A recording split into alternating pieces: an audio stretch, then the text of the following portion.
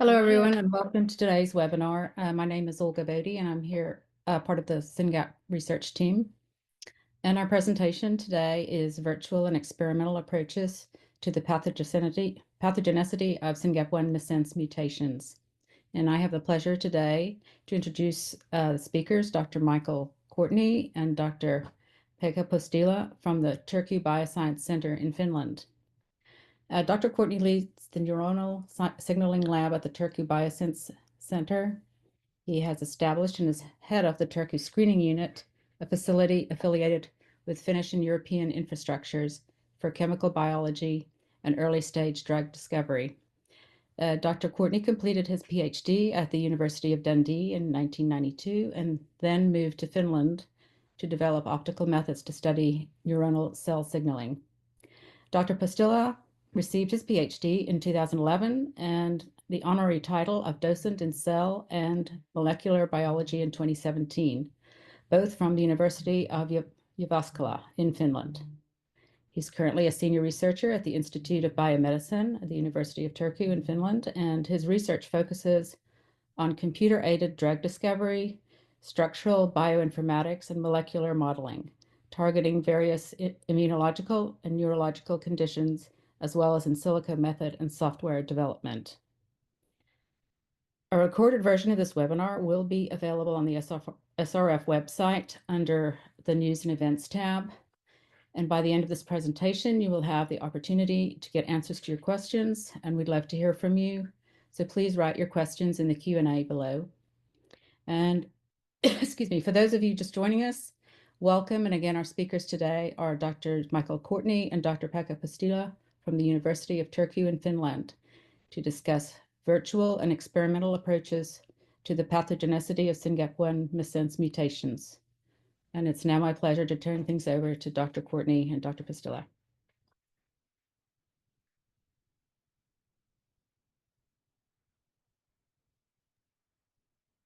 Okay, so I think we'll start with Pekka presentation.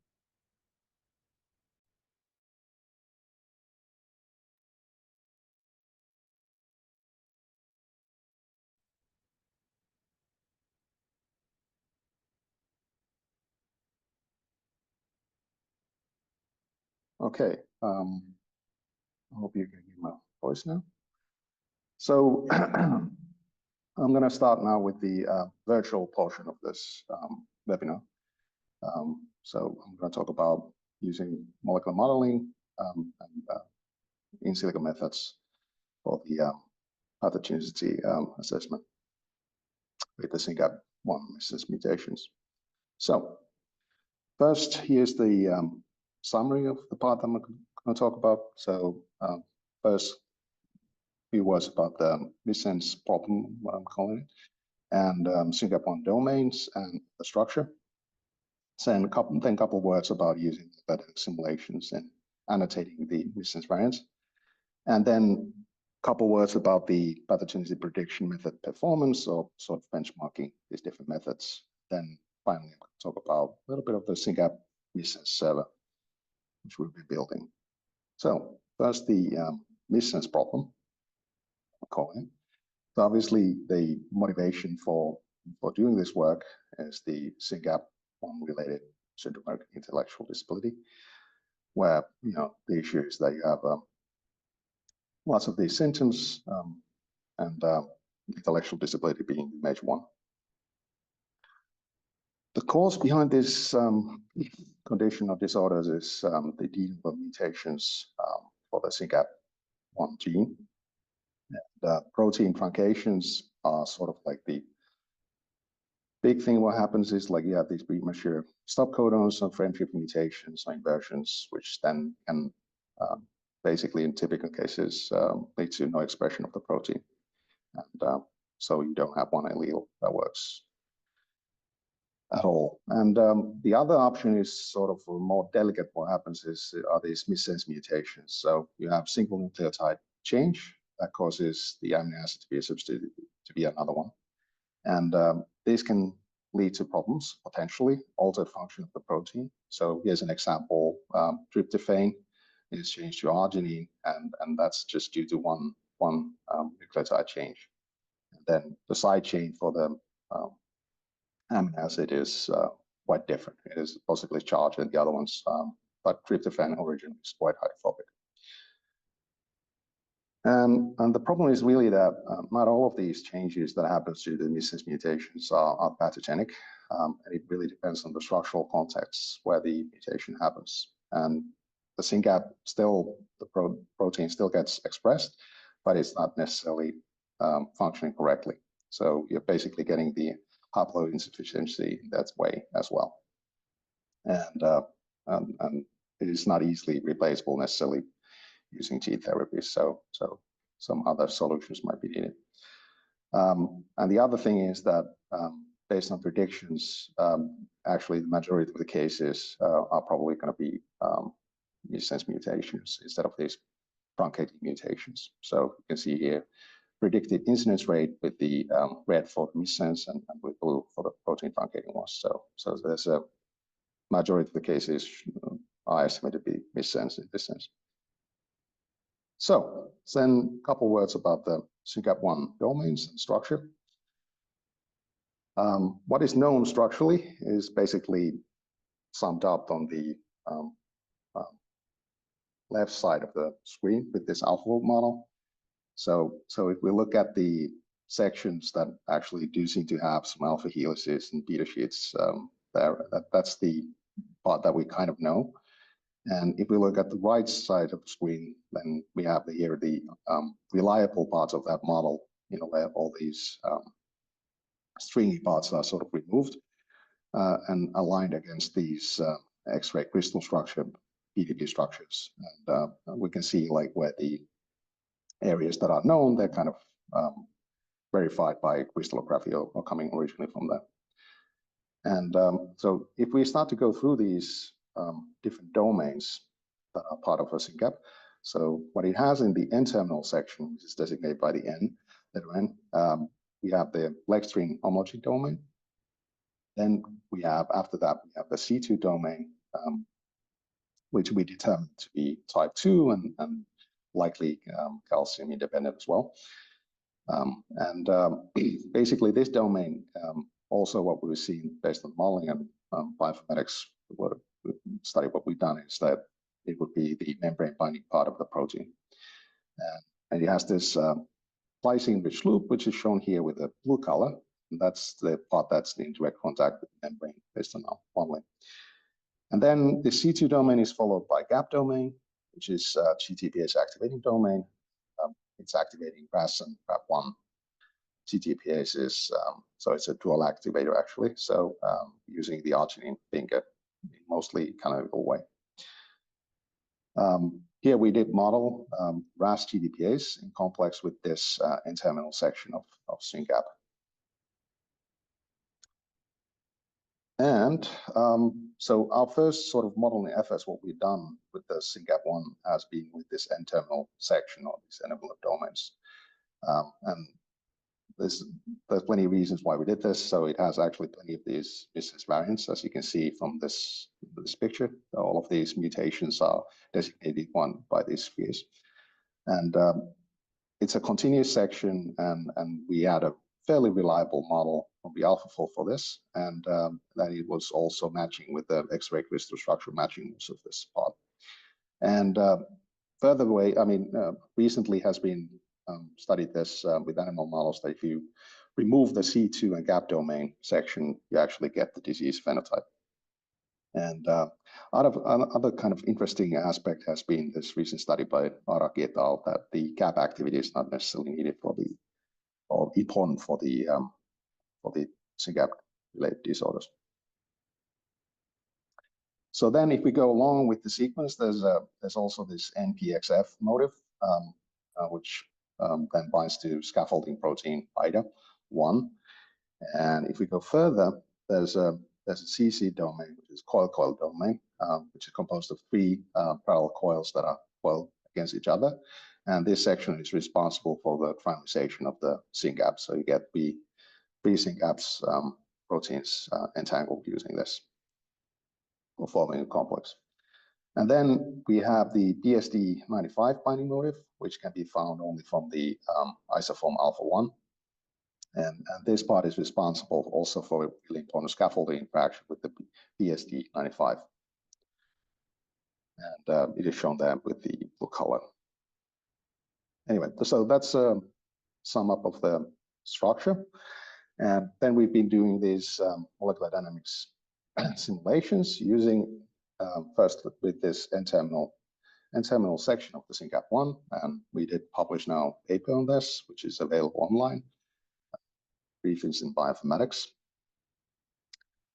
And this work began that we do in silico mutagenesis for the variants that kind of match with this N-terminal section.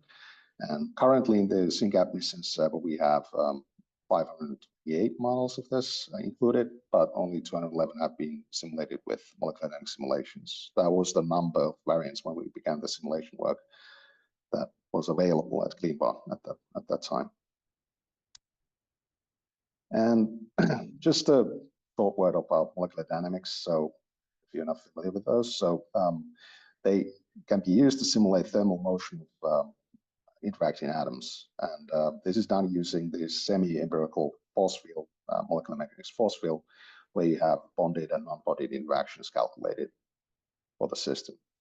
And this can be used to study biomolecules such as ligands and membranes and different kind of complexes of biomolecules. You can do these nowadays even with desktop computers, but at the scale what we be working with, you basically need supercomputers, which are provided in Finland by CSC.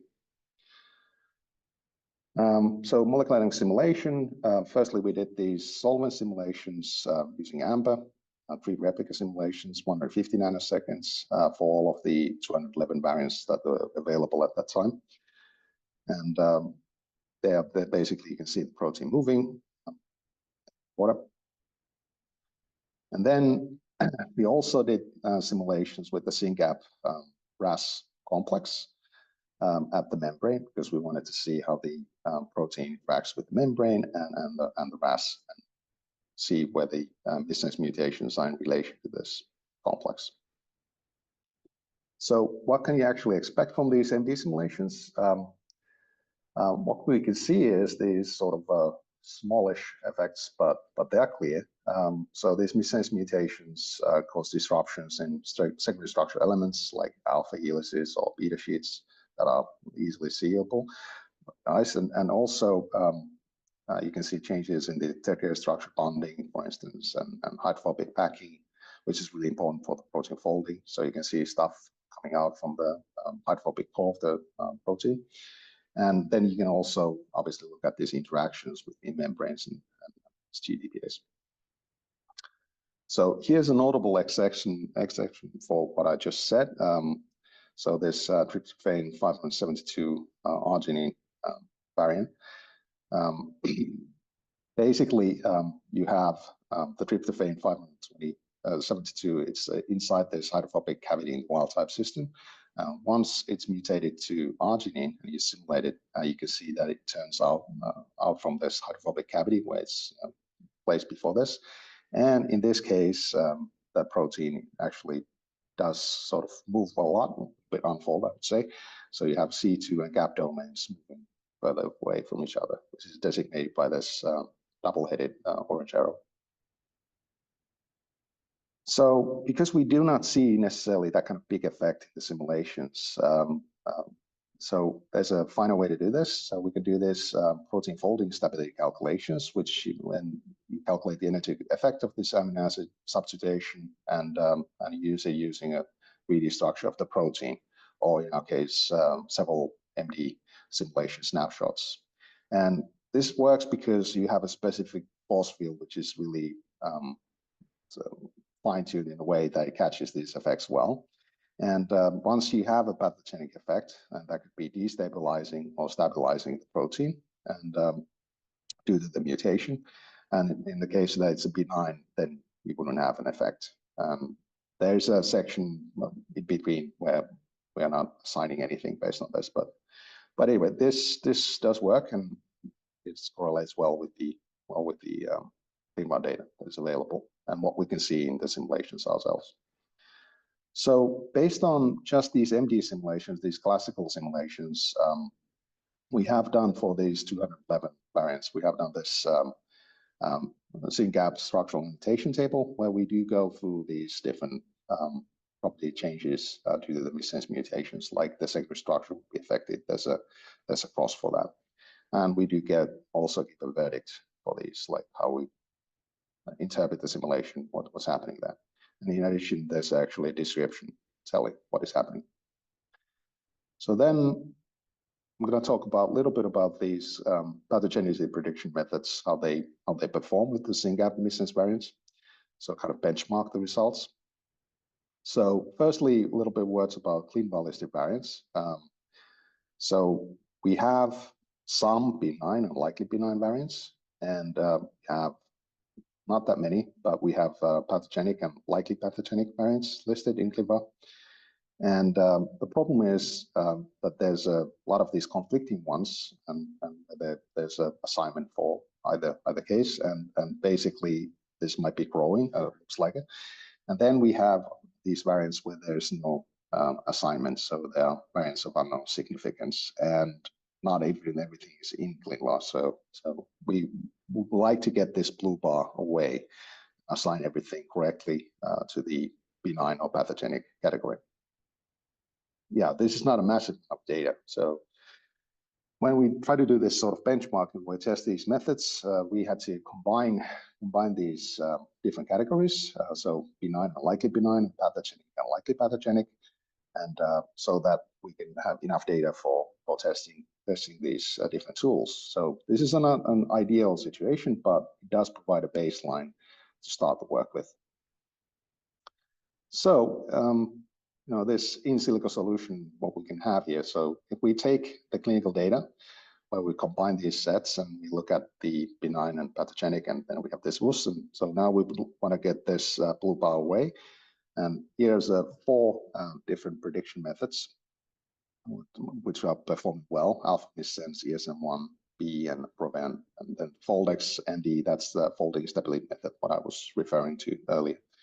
So we can definitely assign the variants using these different methods. But the question is how accurate they actually are. The accuracy is also affected, like if they have this INDP category or this FUS category there, which is provided by designated by the blue color. So that's also affecting. So in order to talk about a little bit about the accuracy of this metrics, just going to introduce one concept if it's not familiar to you, confusion matrix. So how this works is you're categorizing the variants into positive, in this case pathogenic groups, and then negative, which is benign. And basically, you want to get as much as possible these true positives into this place, and then you don't want to get any of these variants to be predicted as positive when they're actually negative. So you don't want anything into this false positive field. And then false negative field is also to be avoided. So here would be the negative and predicted negative when it's actually positive. And in the case of true positive, we want it to be negative when it's actually negative, so benign variant. So this particular confusion matrix kind of sums up to 100%. So makes sense. So if you feel confused, don't be ashamed. It's confusion matrix. So basically, you just don't want any big numbers for the red, and you want big numbers for the green, and that's what you basically want for a good method. In addition, we have done plenty of metrics estimating the correctness of these predictions based on the limited data what we have. I'm not going to go through all these equations here, but I'm just going to say that we use this balanced accuracy here, a couple graphs, because it works well for the benign and pathogenic variants at the same time. And again, as a simple kind of rule of thumb, higher the value, the better the result is with all of these metrics. So when we do this sort of confusion matrix and accuracy estimation, you have a structure available. These folding stability methods are actually really, really good. And I'm even comparing it here for the others because they do seem to work well. And The best one out of these ones that we tried is this folded approach, which is actually combining Foldex and this rosette at the same time. That provides you the best results.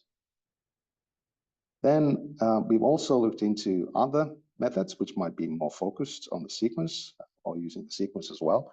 And because you're using multiple sequence alignment, so they are related to homology evolution a little bit in that sense.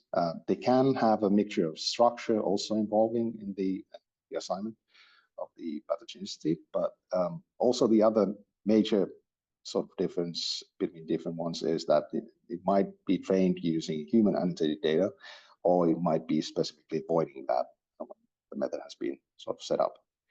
And the techniques behind these are diverse. You have consensus approaches, Markov modeling, deep learning, machine learning, so forth. But regardless how they work, so if we look at how they perform with the SynGAP business variants, we can see that the language model ESM1B is actually performing really well using these default settings, what you have, and thresholds, probably an alpha missense, and it goes a little bit down from that point. But if we start to kind of tinker with the thresholds, how they're set up, like what is pathogenic and what is benign, and suddenly we start to see that this alpha missense actually works pretty well. And that has been also like the case probably what I've seen in literature at the moment, that this alpha missense method is really, really good. So if we look at the confusion matrix, it tells the same story, and its default values are typically nice, but with the alpha missense, we did get better results by doing this threshold sort of adjustment. So we added this to the SynGAP missense server, this optimized result for the alpha missense. So the other thing what we found when we were looking at these predictions was this structural focus. So if you look at pathogenic variants, and they happen to be in CleanVar, but also in these predictions on the structural areas, and that was interesting. And the opposite was true for the benign variants. They seem to be in these non-structural areas, which didn't necessarily have the alpha helices or beta sheets showing up in the alpha model. So both the clinical diagnosis and the prediction seem to show this sort of bias. So if the variant is on the structural area, then it'll likely be more likely to be pathogenic. And yeah, why this is, so if we look at the alpha model, I mean, it could be that these areas which are more sort of stable or structural, that they are just more susceptible for the business variation than the other areas which might be more dynamic, which are here more like stringy in this alpha model.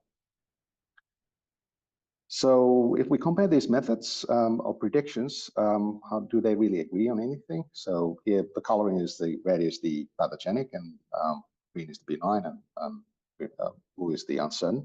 So if we go through this different predictions for each of these variants, they do differ in some cases and some they don't.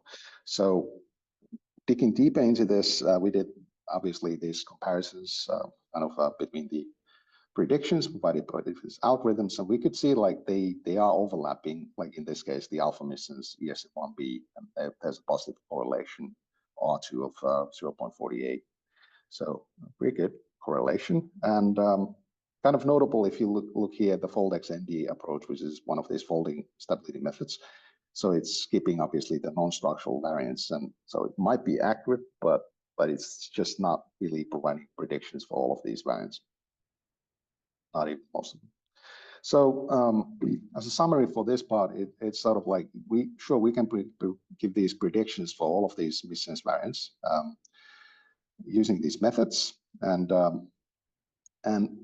thing is, but it's still limited to the clinical data that we have for validating these methods, so we can get these baseline results. But once we start to do, for instance, this threshold adjustment, there's a risk of overfitting. And the best prediction methods based on this limited analysis, what we can do is Foldex is really good at the structural level. ESM1B seems to be good at any level, really, in that sense. And alpha missense really excels if we just start to fine-tune the default ranges that are provided. And yeah, there's this structural focus on the pathogenic variants to be in structural areas. So then, final section, what I have here is the SynGAP missense server. So STM, it's an online portal for assessing the SynGAP1 missense mutations. It's non-commercial and it's open access, and it's linked to online databases like CleanWell.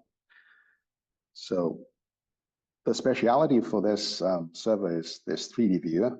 So you can use this MolStar-based 3D view, which is also shared by Protein Data Bank, for instance, where you can look at these in silico variants in 3D. So it has all the MolStar features included, and it's all currently working with the N-terminal missense variants, but we're going to expand it hopefully in the future. So how it works, you can search for a variant. There's a pull-down menu search box. You can also go to specific variants through the landing page. Then it has the option, if we have run a simulation with that particular variant, you can go through different snapshots from the simulation, and also you can choose between these replica simulations, which we have done in every case. And it also has these special buttons just to make your life easier for refocusing or focusing on certain residues if you want, and you can obviously download the variant structure as well. And we have, next to the 3D viewer, we have this tabular section for the variant, which has variant-specific information. There's the CleanLab status and links to GNOMAD, and 2D picture showing the change of the substitution, and all kinds of MD data, written description, what is happening in the simulation, and or simulations, and the structural notation, our verdict, and then there are all 12 different methods what we currently have in the server for predicting the pathogenicity of the missense variant. Also, with these MD stimulated variants, there's plots, data plots for the simulation data, which can be used to confirm the stability of the system. Then we have also these special buttons for showing the membrane together with the variant in question, and RAS GDPAs. So if you want to see the interactions, if the mutation might affect the interaction with the membrane or with the RAS GDPAs. Then we have another section, data table, which has all the data, what we had for each of the variants in this table. It's built for fast searching and sorting functions, and it also has adjustable buttons for different sections, and you can show and hide different columns. Obviously, it's fully downloadable. Again, you can search for variants using the cDNA code and the protein change, and it just has all the pathogen predictions and other metrics included here. So basically, same ones information that we have for 3D viewer section, but yeah, it's just like everything compiled in one place, and also contains the variants, obviously, which don't have the structure. So next section, we have some video section in the server where you can look at the introductory videos for the SynGAP structure and this complex. We plan for more videos here to make ourselves, and then some YouTube videos just to help use the server, like MolStar and CleanWell are included. Other supporting sections, there's frequently asked questions, which I hope that people ask questions, so we can ask some of them. And it has citation section, which there's some information about licenses. There's a legal disclaimer, privacy statement, contact information, what's the email address for the server, and metrics section where everything is sort of explained for the different methods what we've used. So this is now fully open for the public, so you can go to the address and test it out. And yeah, please share the news and give us some feedback so we can make it better. So you really need a 3-button mouse with a wheel in the middle if you want to use it in a sort of nice way, especially the 3D view. So I really recommend getting a mouse like that, maybe a laptop or desktop computer for this. So we are just preparing the final stages of manuscript for this SynGAP missense server. So that's hopefully going to come out pretty soon, but you can look for the preprint before that, because we're going to do the preprint before publishing. And what is next? So for the server, so we're going to add coil domain variants, and we're also going to go through these interactions with proteins a little bit deeper. and membrane models, how the SynGAP is behaving with those, and how the missense variants are affecting them. Then we are going to include some other isoforms for the SynGAP1 and potentially other mutation types other than the missense variants. And we are going to go through new in silico prediction methods once, because the field is really productive at the moment. New stuff is coming out all the time, so we might implement new tools if they prove to be working well. And so we are also going to do periodic updates when variants emerge from that databases like CleanOne. So acknowledgements. Obviously, I didn't do all this, but my PhD student Alia and Henna did a lot of the work. And I especially want to mention Jukka Lehtonen, who did the coding for the server. So I think I will stop sharing and give Michael a chance to share. Yeah, thank you so much, Pekka. I have lots of questions that I'll save for the end, and I don't see any Q&A and questions in the Q&A or chat right now. So we can just transition right into Michael Courtney's portion.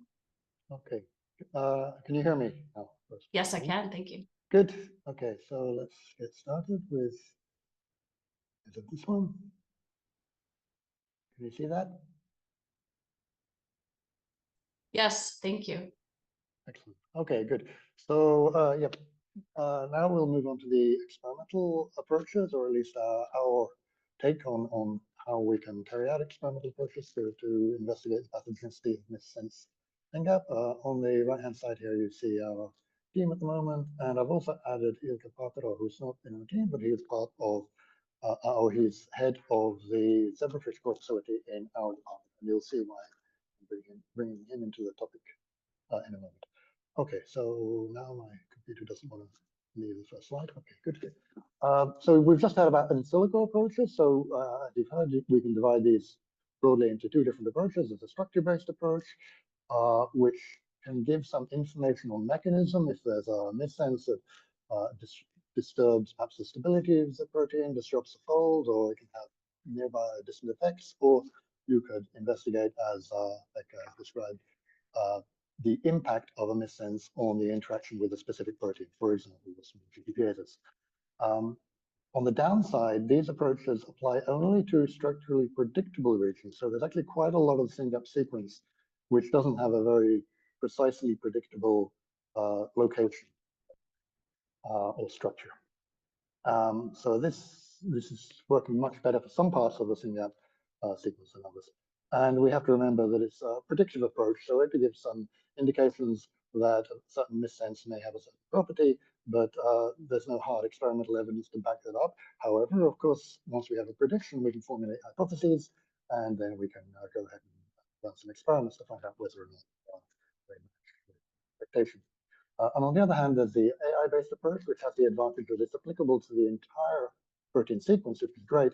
Unfortunately, it just gives a kind of score of likelihood of pathogenicity, which is not really providing us with a mechanism. So if we're thinking about perhaps some kind of druggability of a disruption of function, this doesn't really help us beyond telling us that the particular missense is likely to be pathogenic. And again, it's predictive, so experimental evidence is required. So when we go to experimental evidence, of course, this is a different story. We have like results from real biological material in the lab, hopefully translatable to humans. And in this case, depending on the model system that we use, it's applicable to the entire sequence. So we can consider all the different missense in principle. Different specific functions of SynGAP can be investigated. So we could set up a particular assay to measure, for example, the ability of the coil domain to form a trimer. Is it affected by a missense? We can set up a specific assay method just for that, or some other function. And we can consider the protein by itself, or we can bring the protein into a cellular environment. And for a protein like SynGAP, this is highly relevant because, of course, its functions, best known functions, are at the synapse. So it may be that in order to understand its function or dysfunction of a missense, we need to consider the synaptic environment. And even we could consider not just the role at the synapse, but the role in synaptic function and communication between one neuron and the next one. We could use neuronal cultures either from rodent, or we could also use human neurons for this kind of approach. So in this kind of system, in vitro, the mechanisms are the most tractable. We can really change relatively precisely which other proteins are present, or we can modify one protein or another in the system, and we can change the conditions quite easily. However, it's clearly much slower and much more expensive, in fact, than carrying out in silico methods, as you heard from Pekka. And his team has gone through some 600 or 550 or so different missense variants with some of the methods. Nevertheless, although there's a lot more insight we can perhaps get in terms of the impact of missense in a cellular environment, we have to accept that just because a particular missense has a specific effect in a cell culture, for example, a cultured neuron, we still have the question, does this really lead to an impact in the whole brain? Is this really, is a cell culture, dissociated cell culture, going to represent the systems level? And for that kind of question, we can't really address it very effectively in cell cultures. We really have to have in vivo models as well. So here we clearly have much more physiological relevance. We can ask questions, for example, we can ask about cognitive performance. We clearly cannot do that in cell culture. But the accessibility of the system is much less, and it's certainly much more expensive, and the approach is a much slower one. I've mentioned mouse here because this is the classical approach, but I'm mentioning fish once again, which is optional or complement to the approaches. Okay, so when it comes to application of experimental approaches to SynGAP missense, first of all, it's clear that missense SynGAP is a problem in many cases, and we know this because in population data, missense variants are depleted. So if we look at these big collections of human sequence data, genomic sequence data, for example, in Nomad, half of the missense that would be expected are simply not there. And this Z-score indicates that this is highly significant.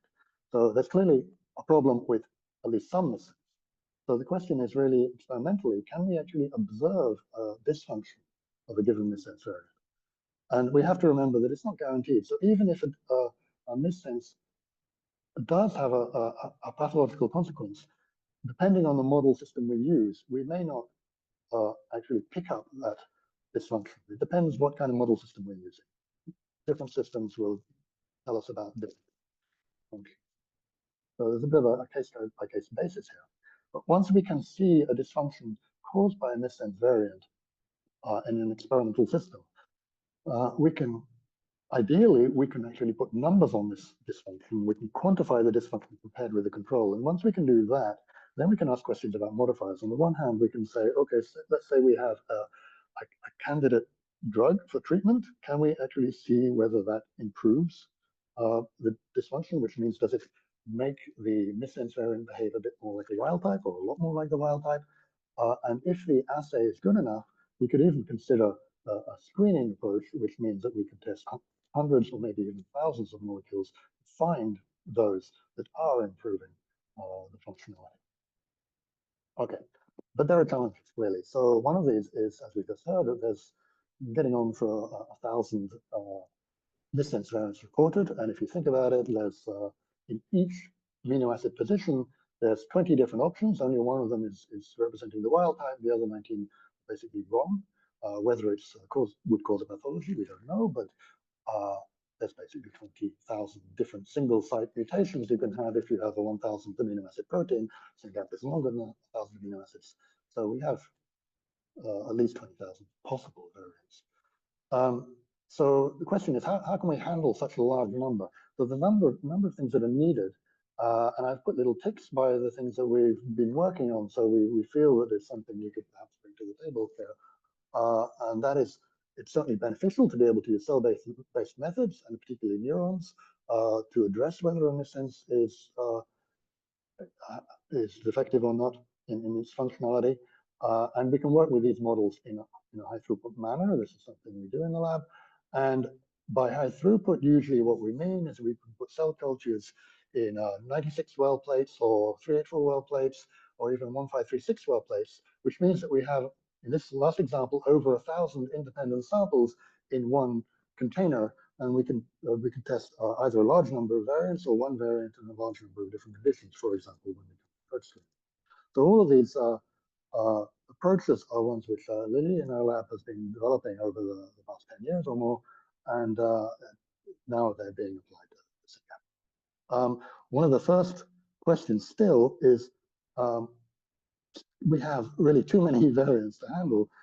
If we're thinking about, as mentioned, possibilities for drug screening, we may like to have 1,000 or more different compounds tested in one variant. But if we have 1,000 different variants, what are we going to do about it? We're going to handle that. So what we need to look out for is different variants that actually have common features. For example, we have a project now, we've been going on for a couple of years, studying three missense in the C2 domain. And it appears that in some senses, these variants have common features. So we may be able to pick only one of those as a representative of the others. Okay. So what we need to do, if we want to make use of these approaches, is to bring missense SynGAP variants into neuronal cells. And what we believe is that experimental AAV vectors are very useful to do that. So in the SynGAP field, there's some talk about clinical use of AAV vectors, but what we're talking about here is a little bit different. It's the use of AAV vectors on our cell cultures. And the AAV vectors themselves are actually quite similar, and they have these familiar properties that they're pretty toxic and they lead to long-lasting expression. But still, we're talking about experimental use here. So the advantage of this is that we can look at longitudinal measures. So that means we can introduce a SynGAP variant into neuronal cells. We can make measurements on that SynGAP variant. We can add a compound or a drug, and we can look not only before the treatment, but also after the treatment in the very same cells. And this is always beneficial to be able to look before and after in the same sample, not just the same sample, but the same cells. It'll be clearer if there's an effect. The downside of AAV vectors is that their genome is really small, and SynGAP is not a small protein, and its coding sequence isn't small. So the first thing we had to do, and this was started by Gardner when she was in our lab a few years ago, is to start to optimize the AAV vector system so that we can make enough space for SynGAP. So we managed to do that also with Lily's help, who came back to us from our postdoc to continue with this project. And not only do we have space for SynGAP, but we wanted to also include a fluorescent protein, and that requires even more space. And actually, we cannot do that. There's no room for SynGAP and a conventional fluorescent protein in the same AAV vector, unfortunately. But what we were able to do was to arrange a system with short tags that generates fluorescence in the cells when we have two AAVs at the same time. And the advantage of that is that we can look in living cells at where SynGAP is at any one time, which allows us access to the dynamics of SynGAP. And why is dynamics important? Well, it's been known for decades now that synapses are highly dynamic. Not only do synapses appear and disappear, but connections are formed and broken between neurons, but even the constituents of any one synapse is very dynamic. Whether the receptors are at the membrane or not, or whether these scaffolding proteins are present or not, changes over time quite rapidly. And SynGAP was highlighted as one of those proteins that is really very dynamic. First at the electron microscopy level in fixed samples, and then a few years later, this paper from Kubernetes lab showed that it could be even monitored in living neurons with labeled SynGAP. So this kind of work really inspired us to try to put this into a high throughput workflow. Could we now examine multiple multiple SynGAP missense and multiple parameters? For example, we measure the expression distribution and dispersion in response to activation in these multi-well plates in an automated fashion. This is the idea we came to SRF to discuss a couple of years ago now, and we were funded by both SRF and Leon and Friends to pursue this idea and to evaluate the feasibility of developing these high throughput methods. And here's just a couple of examples focusing on the dispersibility. You can see here that the SynGAP and this is a living neuron. The pink is representing where the SynGAP started off before simulation, and the cyan color is where it ended up a few images later after neural stimulation. And this is the kind of curves we can acquire from living cells. And this can be done completely automated once we have the labeled cells. The microscopy and the analysis can be automated. Okay, so in addition, in this project, we also had an aim to look at protein interactions with the method called proximity proteomics. So we are looking at ways to label the proteins in the vicinity of SynGAP, either wild type or these missense variants, the baseline conditions or after activation. There's certainly been a number of technical challenges to this approach when applied to SynGAP, and Lily's been working hard on this for a while, and it's ongoing, and we believe we'll get there soon, but we're not quite there yet. And then the third aspect of this first project was the structural predictions, first on these first three missense, but as you just heard from Becca, his team has done a great job making predictions of not just 3 variants, but over 500. Okay, so once we saw that these high throughput methods were looking pretty promising, we came back to SRF and suggested that we could actually look at, let's say, pick our best methods, which are listed here, our most reliable methods, and apply them to an expanded panel, not just 3 missense, but a total of 24 variants. Now, these aren't all patient missense. We have to include the wild type, of course, for the comparison, and we have to include a few synthetic missense. But there's quite a few patient missense involved or included in this panel. And not only that, but we are comparing the properties here of all these variants in the presence or absence of different compounds. So a total of 4 different conditions, untreated, and 3 different drugs, times 24. So that's basically 96 different conditions we're evaluating in this project. And this project just started in September. And in addition to these 2 projects focused on missense, we also have a participation in a European-wide consortium project called EURAS, but this is really more focused on truncations at the moment, so I don't want to talk about this anymore in this presentation on missense. But then we do have some good news this week on projects. So first of all, a little bit of background. So there's a European-wide infrastructure consortium called EU OpenScreen, which is focused on large-scale chemical screens and the technology, the tools, and expertise behind that. There are multiple sites across Europe that focus on this. So we started putting together a screening facility at our university a few years back with Lily, and we teamed up with our local Zebrafish core facility at our university and applied to become and have been a member now of EU OpenScreen for a couple of years, with one of the 30 sites. And so we're part of this relatively new project called Impulse, which as part of its activities, opened calls, internal calls among the partners at these sites to develop newer models in uncovered disease areas. So of course we applied for SynGAP, and we heard 2 days ago that our application with Lily, Becca, and Ilka has been funded. So that's great news. So what are we doing in this project? So it's going to last 18 months. And the idea is that we are taking these assay systems and models developed under SRF and Leon and Friends funding for a proof of concept compound screen. Now we're not talking about 3 selected compounds, but if it all goes well, hopefully we'll be at the 1,000 compound level. So this will allow us to evaluate a much wider range of chemical space. We can really look for unexpected hits. And so as I mentioned earlier, just because we have some different behavior of SynGAP in a cell, in culture, in a dish, it doesn't necessarily mean this leads to any kind of physiological function or dysfunction. So that's where we thought what we could do is take these hits to at least to the neuronal activity level in the cell cultures, because we have neurons in culture, they form circuits, they exhibit activity. We know that SynGAP affects neuronal activity. So we can certainly see whether the hits influence the impact of SynGAP on neuronal activity. That'll be one of our follow-up screens on the hits. But we have also got this concern that even if we can observe changes in activity in the cultures,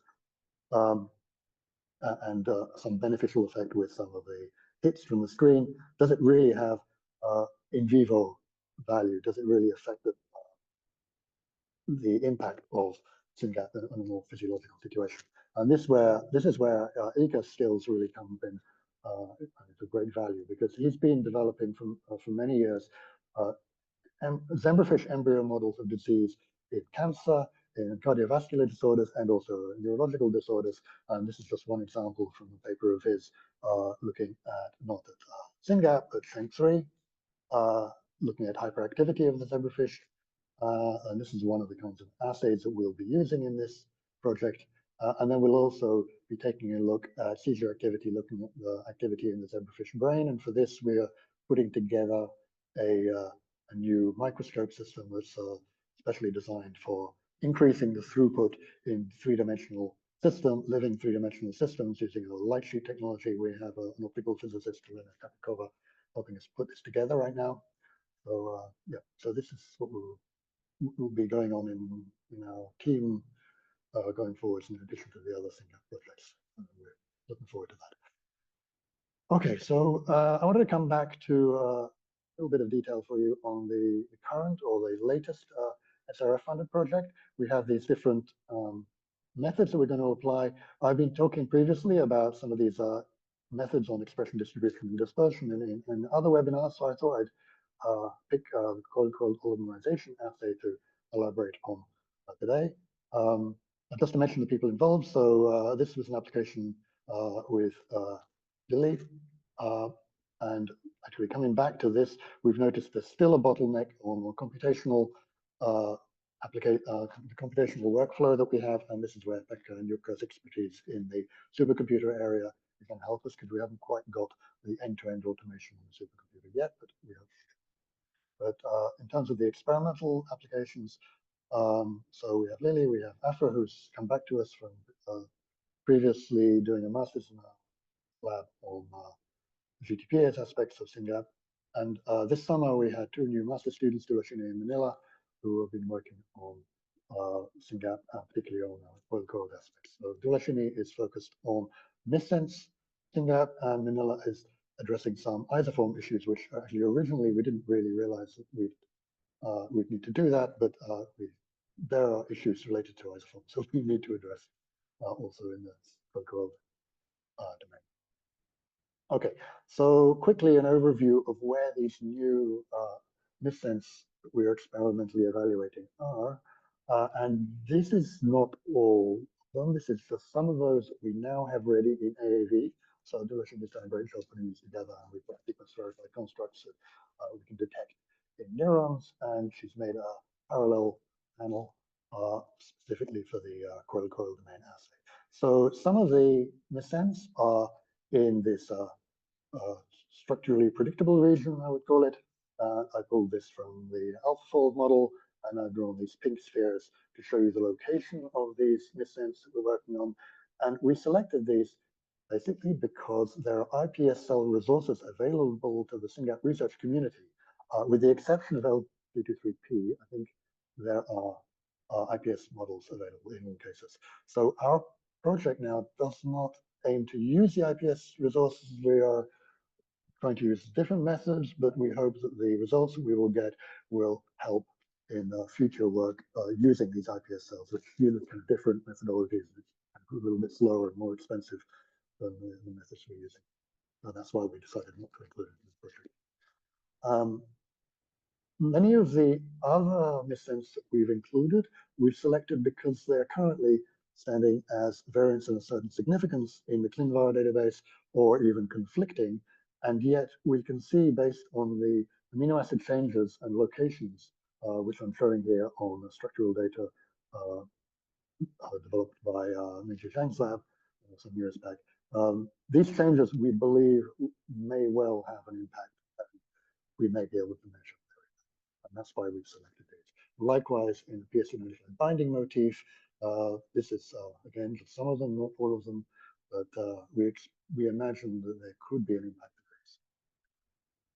Okay, so cold organization. So how do we measure it? So this is, it's known that the cold domain can form a primer. What is the evidence of this? So first of all, there's a crystal structure obtained with a 100 amino acid fragment of SynGAP. It's not full-length SynGAP, because usually if you want to make a crystal structure, you're just using a fragment of the domain. Crystallography is usually. So, yep, this fragment can form a primer, and there's atomic level resolution because the crystal has been formed. In addition, it's not just a primer in the crystal, but in free solution by gel filtration chromatography and size exclusion chromatography, a slightly longer fragment also forms a primer based on the molecular weight. And does it matter? Well, yes, there's evidence, again, from the same paper, from the same lab, that if you generate a mutation that disrupts this primer in the gel filtration assay, a synthetic mutation, it's not a patient mutation, and now you introduce it into the full-length protein in neurons, then you can see the sensitivity to long-term potentiation, chemical long-term potentiation is increased.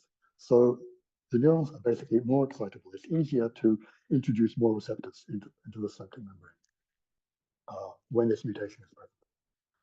Okay, so that's the background. So what do we need? What we want to do is to be able to measure whether all kinds of different missense affect the ability of the cold domain to form a primer, and perhaps even think about drug screening to change, to modulate the trimerization and to bring these missense more like the wild type. So we need a straightforward, simple protein-protein interaction or proximity assay. Ideally, we'd like to perform it in cells. That brings a cell context, and it's more, it's actually easier to perform, to be honest, or to start the assays going. And the very simplest approach in our experience is using something called BRET, or bioluminescence resonance energy transfer. And the idea here is that we can have an enzyme, a luciferase, and we provide a substrate, and it generates blue light. Now, if you have, so we call this a donor because it gets excitable, or let's say the substrate gets excited, goes into an excited state, and it can emit photons. If you now bring in another chromophore or fluorophore, which we call an acceptor, if it has compatible wave spectra, that means that the absorption spectrum, it's able to absorb blue light. Basically, the absorption spectrum is compatible. Then nothing very much happens unless these two molecules get close to each other. And when they get close to each other, that means 2 to 5 nanometers, maybe 6, 7 nanometers. Then what happens is a physical phenomenon called energy transfer, which means that actually no photons are emitted anymore. Instead, the energy is very efficiently moved over to the acceptor, and we get green light instead of blue light. And this is very obvious. It's obvious to the eye, perhaps, but it's certainly obvious to some measurement instruments. But if we just have the donor and acceptor together in the tube, there's no reason why they should get together. But if we fuse to each of them protein X and protein Y, if those two proteins bind, we immediately see we have green light, we don't have blue light. So it's actually really easy. It can be performed in intact cells. And Lily's been actually developing this in our lab for over 10 years ago.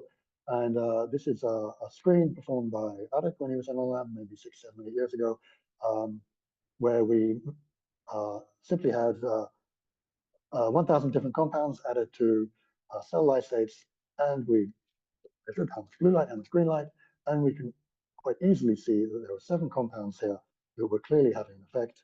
And from 2 of these compounds, we were able to explore the chemistry and identify a family of about 10 or more compounds that had more higher or lower potency. So it's quite easy to take this kind of assay into a screen, for sure, we know that.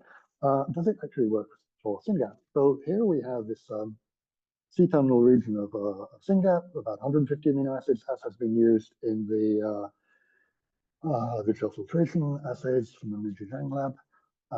If we just have the donor fused to this cold domain and we have an acceptor freely floating around, we don't have any energy transfer, no signal, because there's no reason for these to interact. But if we put the acceptor also on the quadrilateral domain, because the quadrilateral domain can form what we presume to be a trimer, I say oligomerization because we cannot say from this assay, is it a dimer, trimer, tetramer, or whatever. We just know there's interaction. So I'm going to call it oligomerization. We can clearly see an oligomerization response here. Quite measurable, quite small variance in what we're looking for. So I want to highlight one potential drawback here. It's very easy to do this kind of assay in, for example, the standard lab cell line 293 cells. We just do the transfection, we add the substrate, and we do the measurement. But we have to be a little bit careful because it's quite easy to overexpress. And if we have two proteins that have a certain affinity, if we have too much protein, they'll always stick together. If we have a missense mutation, it disrupts that interaction, and maybe the affinity isn't as high as it should be. If we have too much of the protein, it'll still be at the top end of this curve. So we're always working on this curve. As we increase the concentration, things will interact.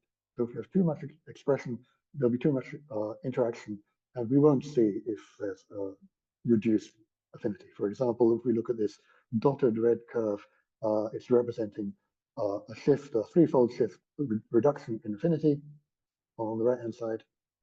And it means that if we're measuring over here with too high an expression, we will not see any difference. We have to be over here. Okay, so this is a risk, but for this particular interaction, it seems that we're fine. This is one of Dulashin's first experiments with this, and we can clearly see the wild type has a certain response, and if we, instead of using wild type, we use one of these missense variants, we see, depending on the missense, we see different levels of energy transfer, which indicates a compromised interaction.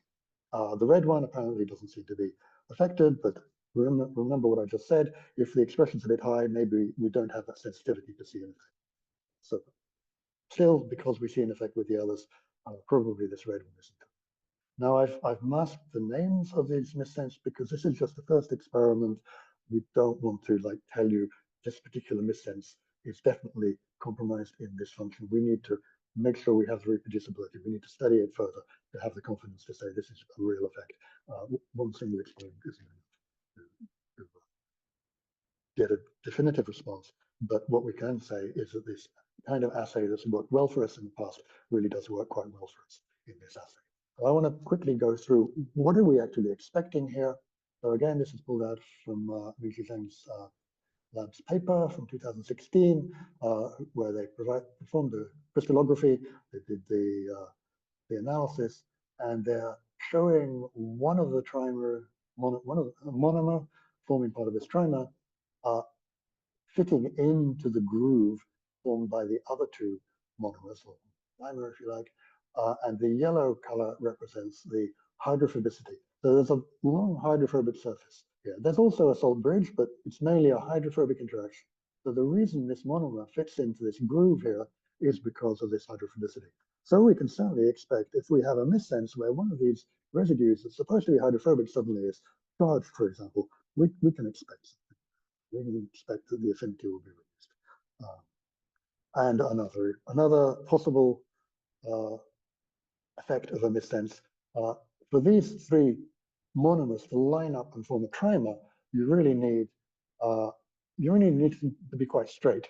There are some residue substitutions, like going to a proline, which it's a little bit of a different, not really an amino acid at all, it's an amino acid.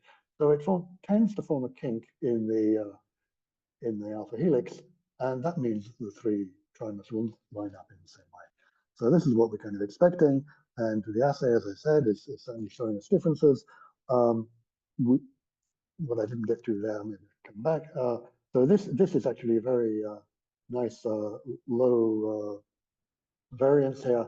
It's a little bit noisy over here, but we can already do some calculations and estimate that this kind of a difference is definitely adequate for screen based on this one clone. We have to do more experiments to ensure the reproducibility of the reproducibility of the low variance, if you like. And then we know that we could have a screening assay. Whether this particular assay is good for seeing increases rather than a reduction in interaction, that's another question, and we can talk about we have time, if there's interest, but it may be that we'd actually have to develop another assay for that. But last thing I want to mention is the caveat. So just like in the crystal, this is just 100 amino acids. We have about 150 amino acids. We don't have the full-length protein. We don't have all the dynamics. We know that SynGAP is very dynamic. We don't really know what the role of the coil domain trimerization is in those dynamics. And that's in itself a very interesting question and a very important question. But right now we don't have an answer to that. But in our assay system, we're not addressing that at all. We're just asking, what is the affinity roughly? Even that's quite qualitative. Is the binding better or worse? So this can be expanded. We can bring this further to the full length, for example, and in neurons rather than 293 kidney-derived cells, which is what we use in the assay. So with that, I'd like to thank you for your attention, for listening to both of our presentations, and the work I presented from the experimental side. Lily has been leading it for all this time. Asher has worked a couple of different projects. Now Duashini and Manila have been working particularly on the coil domain aspects. Rob helped out right at the beginning, and of course Becca's work with Alia and Olli has been really important, as you heard. And now Ilka we're bringing into the project, so we're very happy to get the zebrafish into the system. And of course, we've had a lot of help from on the computational side. I've shown some of the earlier funding that allows us to put together some of the systems I've shown. And of course, now the SynGAP research funding is really important for this. Now we have some valuable infrastructure funding to help provide the instrumentation that we need, the resources that we need to make. That's it. Thank you very much.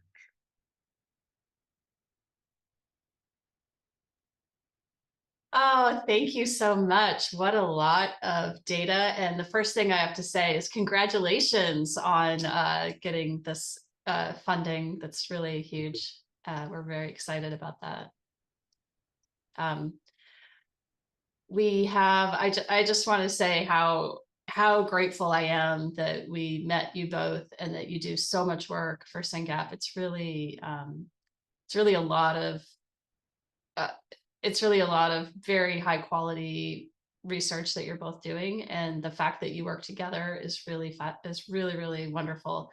Before we get to the questions in the Q&A and my questions, I was wondering if you could just talk a little bit about collaboration. And I noticed several, we've talked a lot, so I kind of know this already, but I hoped you could talk a little bit about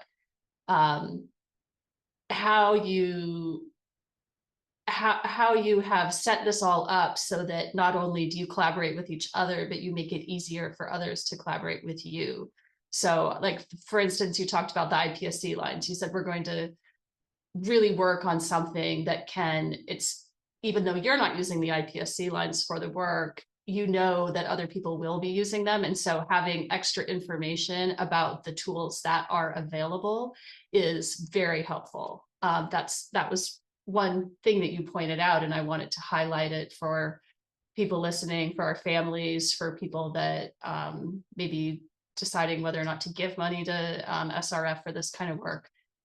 I've been amazed at how you really work with other people, work with what is known. And I know also you've been talking to a structural biologist who we don't fund, but is also working on SynGAP. So I guess I was hoping that either Dr. Courtney or Postila or both of you could just say a little bit about collaboration and what that means to you moving forward with this whole thing. And obviously also Postila's server. I mean, what a huge amount of free data, right? That's incredible. So go ahead. Yeah, with the server, I think the idea is really to share everything. So it's like once we have stuff done, it will be of use, hopefully, for somebody. So that's the guiding principle of the whole thing. And I've heard good things, so I hope that people do get the benefit out of it. So that's the goal. So, and I don't know. I feel like if we can get something really not necessarily technically that difficult inside the server, but something that actually relates to people and they can use it in a way, and maybe they just can learn about the protein itself. So that's also like the idea behind trying to make it as easy to use as possible. And yeah, I don't know if there's any other sort of disease, in rare disease, or which would have this kind of server built. So yeah, so we're really proud of it, and I hope that people use it.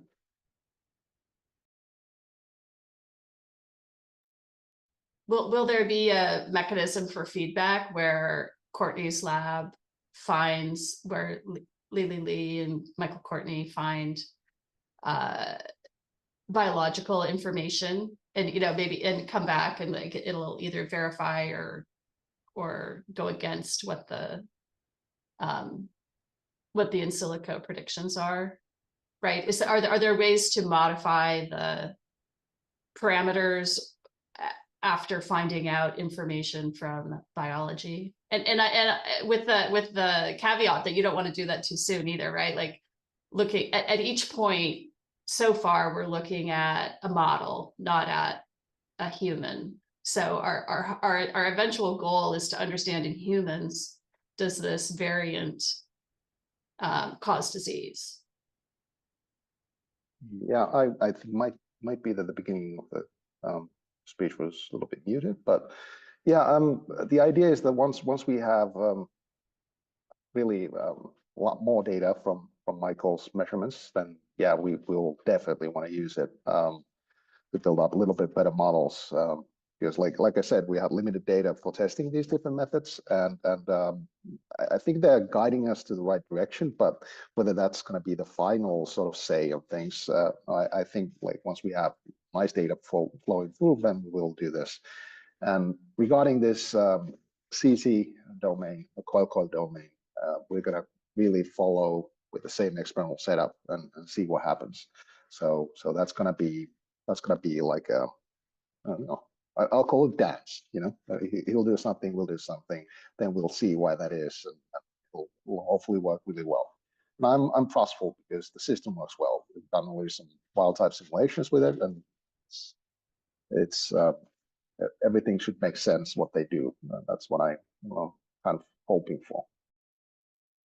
Yeah, I would add to that experimentally, I mean, everything, of course, goes very slowly compared with the in silico approaches. So Pekka's always asked me. When I show, for example, when I showed what we're going to do in this new project funded by SRF, he then said, so what's the answer? What's the result? Yeah, we just started. So we haven't got the answers yet. But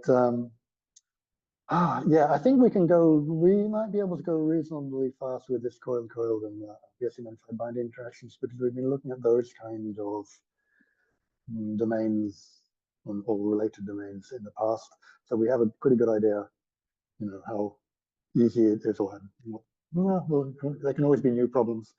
You never know. But this PHC2 gap domain was a bit harder for us to handle, I would say, and the question was a bit more difficult. And I wasn't very eager to go in that direction because it would really slow us down a lot.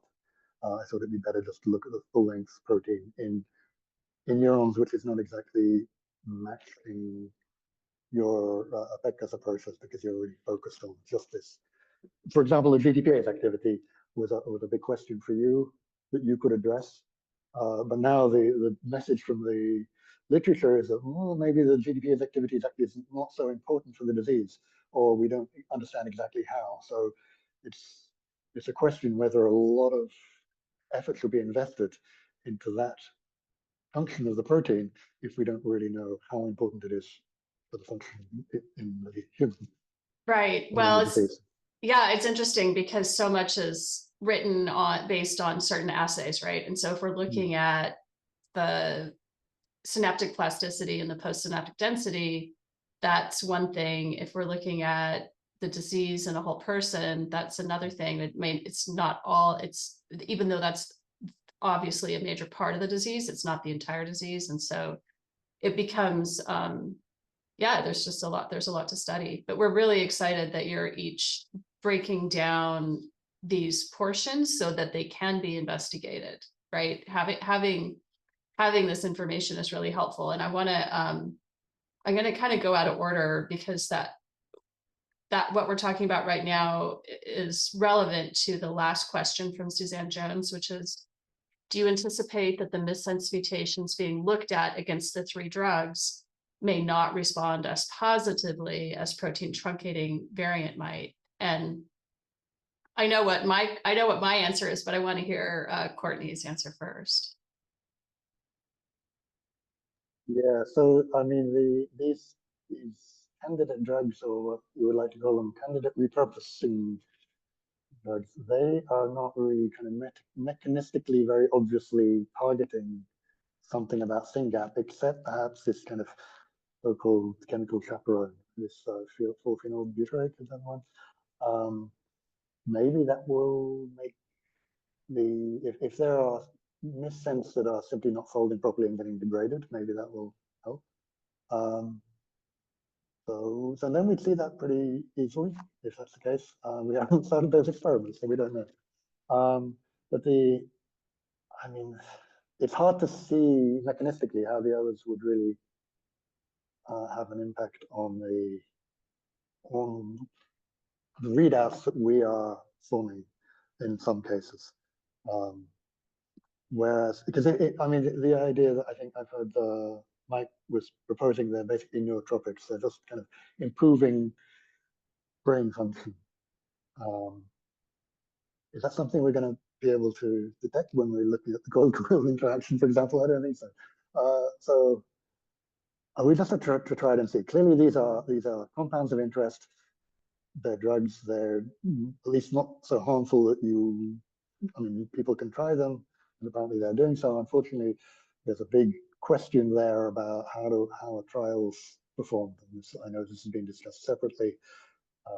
It's a very tricky issue. But anyway, the compounds of interest, so we can test. And that was, I asked you guys, what do you think we should test if we picked 3 compounds? Right. And so, I mean, I think that, so you're answering like a scientist, which is, we're not really sure, but this is probably a good idea. I mean, I think as a parent, a parent and a scientist, my thought is that this might be a way to stratify things, and it might not, but it is one way that might stratify different variants. And so why not try it? It's a way to ask the question, do these things behave differently, or do they behave the same? And so and then also we don't know the mechanisms of the drugs. And so looking at these different assays, maybe one of the assays will have a difference and the rest won't, it's just not clear. It's just not clear what'll happen.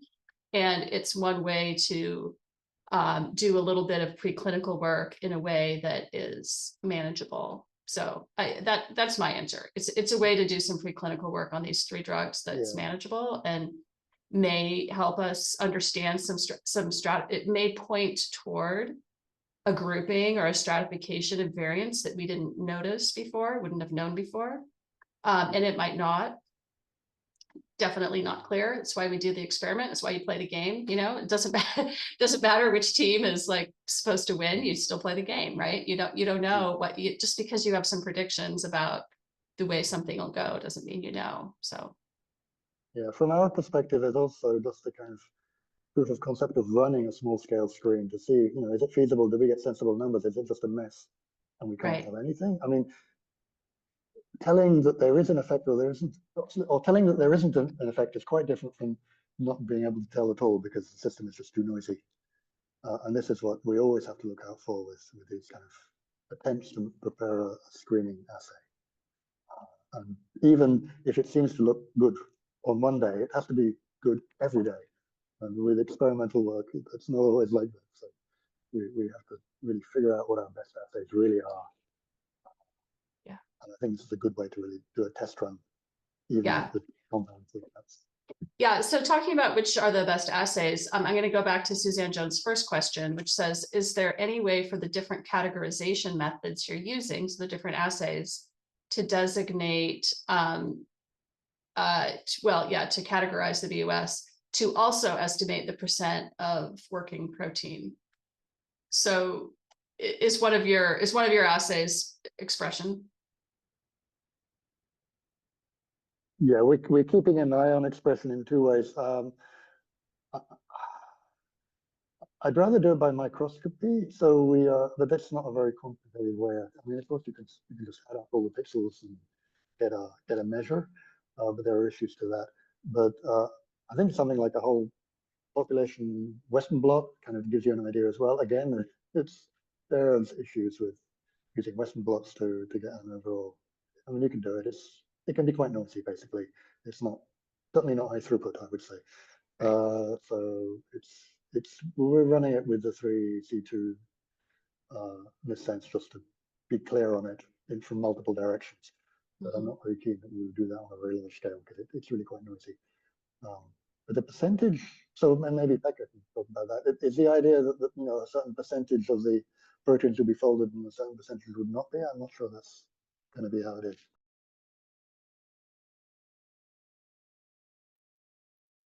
So if I understand correctly, what was the question precisely?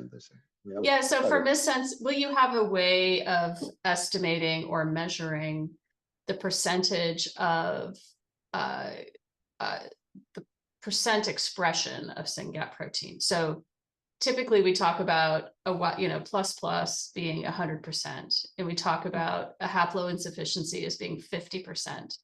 And then the question is for missense, is it 100% where 50% is wild type, 50% is mutant, or is it 50% wild type and there's a reduction in the, I mean, I get it won't be 50 anymore, but like there's the normal amount from the wild type, and is there like a lesser amount or not from the missense?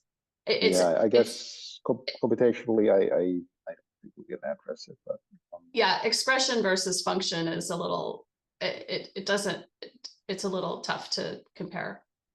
Yeah, but like, what is the missense mutation doing? That's also the question. Like, what is it affecting with the variant? So that's maybe all in the venue what we can do. So it's like, for instance, if the missense mutation is affecting specific interaction that we really know what it is, or membrane interaction, then maybe there's a way to connect it with what Michael's doing. But no, not expression. Wouldn't say at the moment it's feasible. Yeah. Yeah. So can I just quickly add to that? So yeah, I think it's not that it's true that a missense may well be expressed at a lower level than the wild type allele, but that's not the end of the story. It's because it's still probably got some other problems, or it's functionally there may be issues. That's right. Okay, so talking about expression, it made me remember that in your coiled, so this is just a question for me.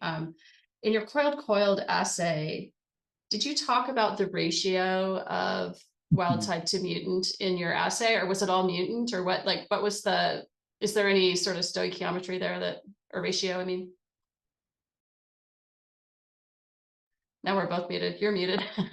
Okay, sorry. The way we're doing the assay is that we have to have this kind of donor and acceptor. And normally, the idea is to look at protein A interaction with protein B, and you kind of have a one-to-one relationship.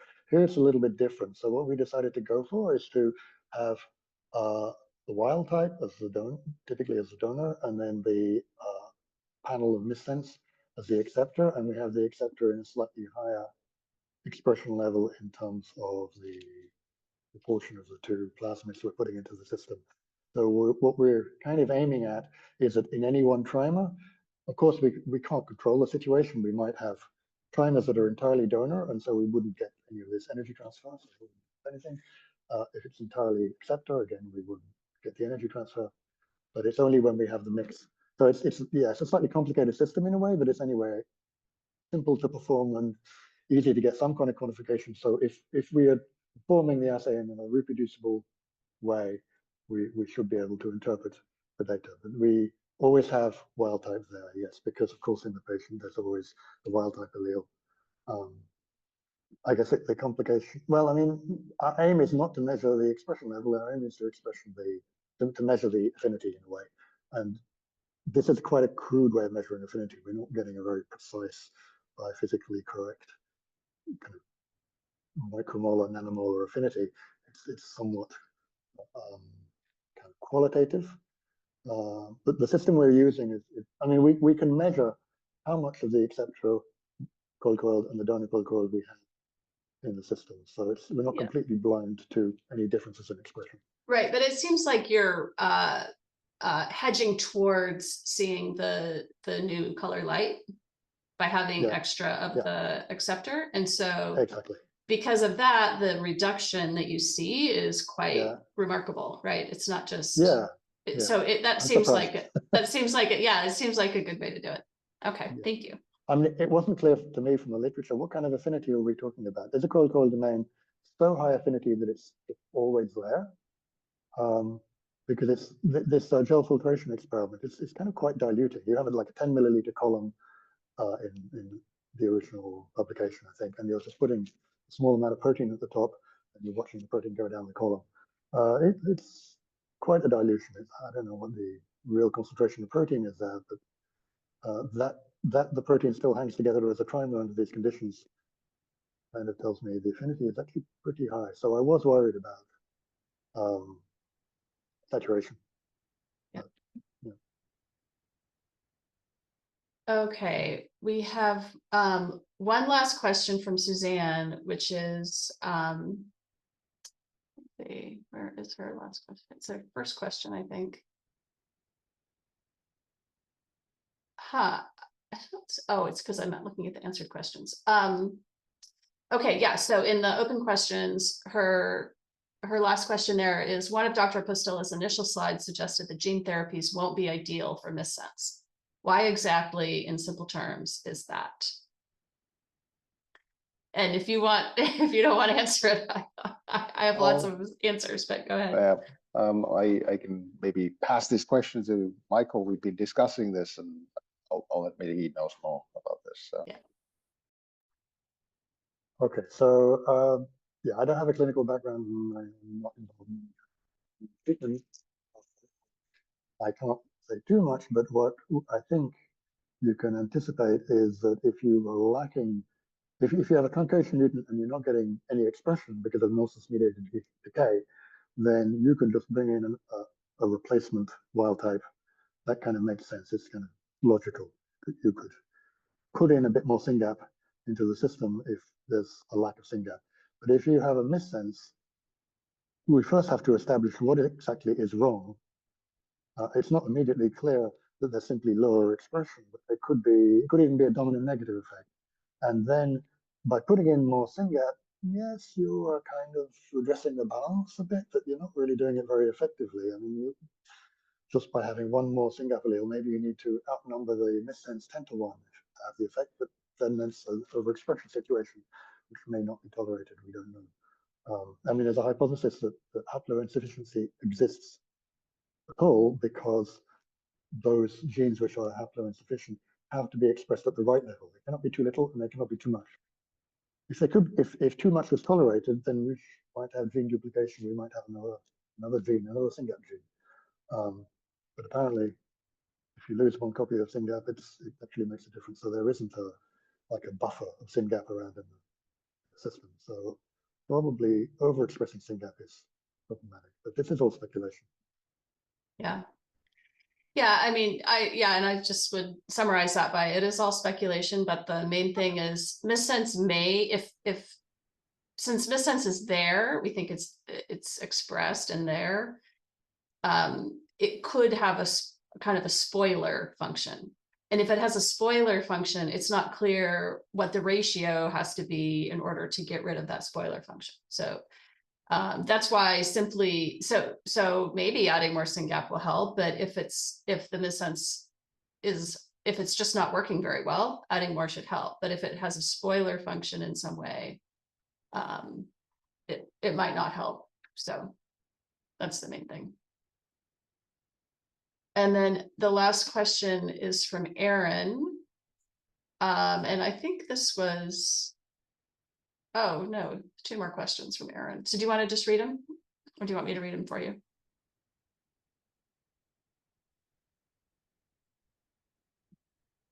Okay, it's kind of the same question. SynGAP1 protein has several interactions in the cell, though it has different things it does. So the missense variants may affect one pathway, but not another. Is that possible? And then to add, different pathways being impacted could have different clinical phenotypes? Question mark. Say so, yeah, absolutely. I mean, there's a GAP domain which has a role to regulate small GTPases. Then the PSD95 binding interaction is to bring SynGAP to the synapse, presumably, compete with TARPs and affect the AMPA receptor externalization. That's the dogma at the moment. These appear to be different functions at the moment. So certainly a missense could affect one and not affect the other at all. Absolutely. Yeah. Okay, well, we've gone through the Q&A that's there so far. I still had a few questions for Postilla. The main one is, it seems like you used, I'm wondering how many, what your benign alleles are, and if you were able to look at anything, because frequent alleles in the genome will be benign, right? Whenever we see a frequent allele, that does not cause SynGAP related disorder. Yeah. It may be a risk variant for something, but that's not what we're talking about. We are talking only about SynGAP related disorder. And I think that's actually an important thing we could have said earlier too, is that we're not talking about what sort of changes this might have in subtle interactions or subtle risk things. We're really talking about, does this cause SynGAP1 related disorder, which is a neurodevelopmental disorder, developmental and epileptic encephalopathy. It's pretty severe. So if I think this year there were like 100,000 genomes came out, or like there's more genomes coming out, and I'm wondering if you've looked in larger data sets for frequent variants that aren't in the current RefSeq. Well, funny enough, we were just discussing it with Michael, like options to look at more data on this, because technically it should be feasible. So we should be able to do that.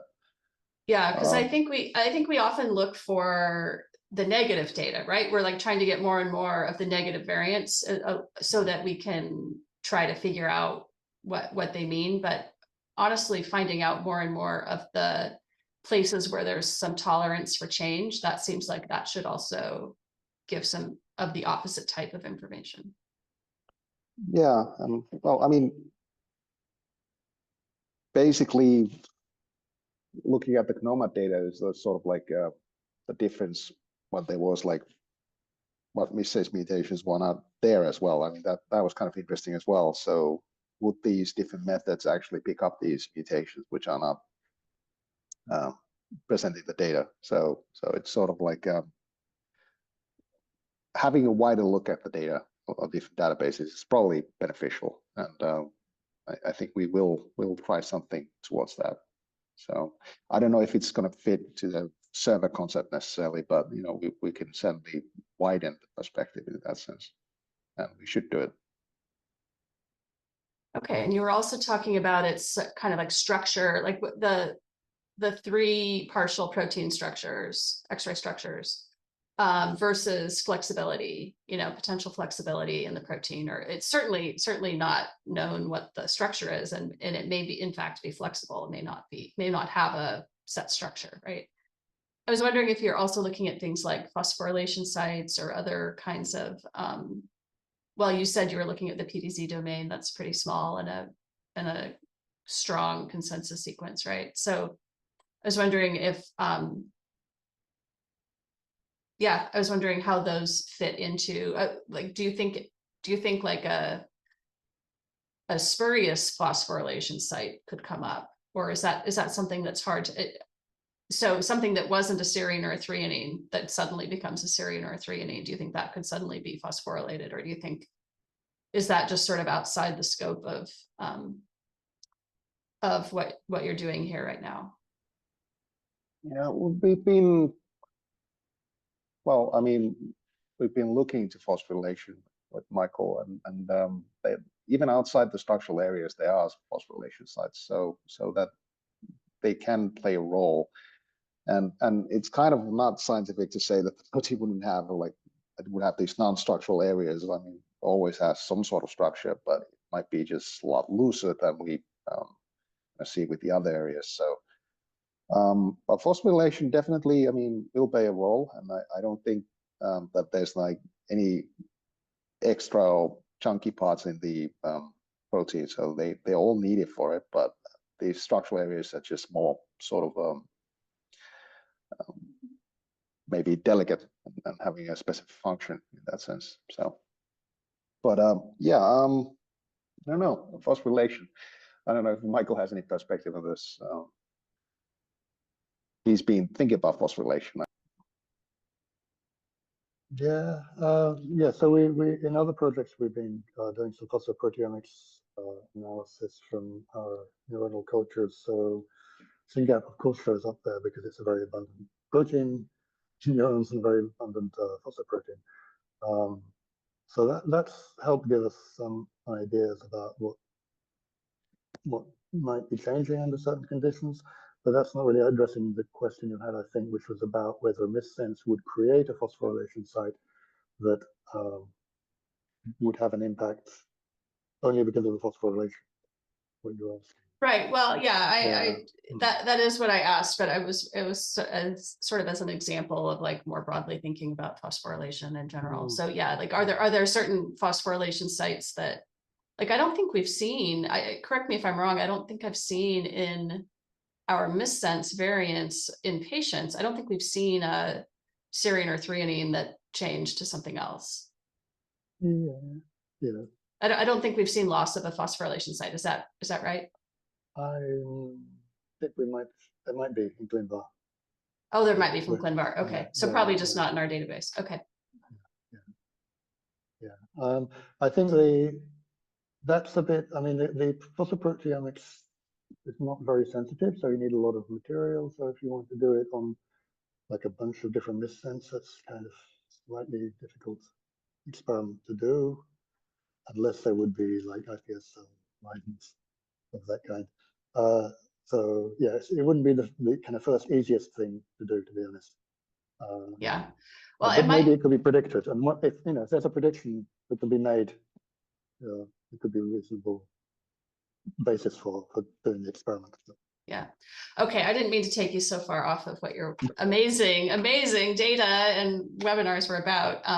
Do you have any closing comments? And do you have any questions or needs from us from SynGAP Research Fund?